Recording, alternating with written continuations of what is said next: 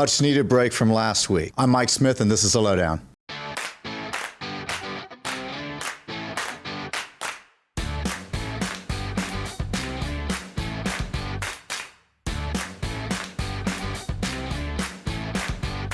So now that we've had some relief this week, we've seen a much needed bounce, a much needed rally. Let's talk about what we should be rationally looking at. What are some catalysts for a new bull market cycle? What are we going to be looking for to see a rebound in the overall market? Well, let's talk about number one, core inflation. Core inflation moving closer to the Fed's target. Now, let's remind you, the Fed's target's 2%. We're a long ways from that, and it doesn't have to get to 2. What we need to see, and I think what we're starting to see, is at least somewhat of a pause. If you think about the percentage of increases we've seen month over month, that is going to start to decline, start to plateau, and that's what we need to see, and then ultimately pulling back. There's a lot of things that are declining, like owner's equivalent rent, that's starting to pause. That's a big proportion of the CPI number. So we're going to be monitoring that correctly, but that is a big catalyst if we see that pause and start to reverse. So that's one of the things we're looking at. Another thing, think about the consumer for a moment. The big part of GDP is consumer spending. We saw in August consumer spending has increased, and we're probably potentially going to see that increase for September. What's going to be important is going into the holiday season. This is the big time for the consumer. So is inflation really impacting the consumer in regards to the holidays? So we're going to be looking at that data going forward. Now let's talk about another major catalyst. So sometimes bad news is good news. What do I mean by that? The labor market. Weakness accelerating in the labor market is actually good news. Why is that? That makes no sense, Mike. It's good news because it puts a pause on the Federal Reserve raising interest rates. Right now, we expect about another 125 basis points total, so that's probably 2 more meetings of rate increases. But if we start to see acceleration in the labor market, meaning labor market weakness, well, let's talk about one data point that came out this week. The amount of job openings that came out has dropped the most since the pandemic. That is a big decline. So while that's bad news, think about it, Indeed and some of the other online job seekers, they're pulling, means employees are pulling their job openings off those websites. They're pulling that back.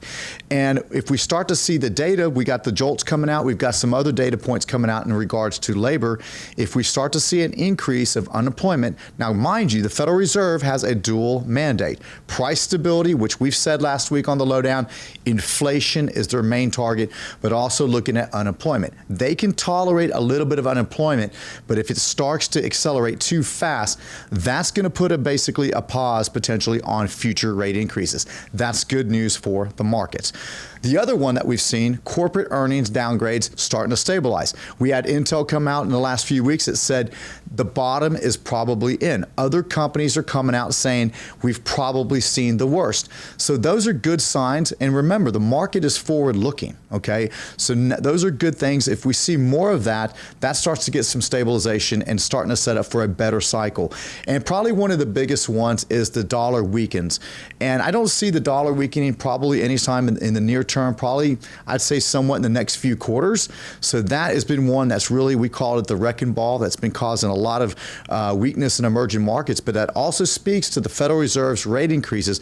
The Fed has restored some credibility here. They've gotten ahead of most other countries. Just this week, Colombia came out 20% inflation. We're seeing other countries above 10%. The United States is nowhere near that. We have gotten ahead of it, and now we're seeing spikes in other countries. So again, the dollar probably continue to gain some strength here, but if we see some weakening or some stabilization of dollar, that could be a good catalyst for another big bull market cycle.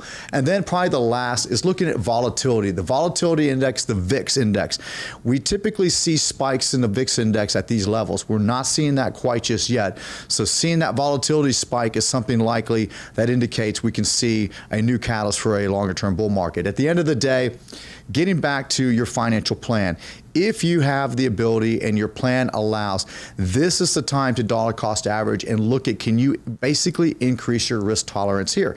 We got bonds now yielding somewhere around 4%. Remember this time last year, we're barely getting 2%, and probably 1.5% was probably the best. So fixed income, dollar cost averaging into fixed income, dollar cost average into equities. Remember, things are on sell. And when they're on sale, it doesn't feel quite that good.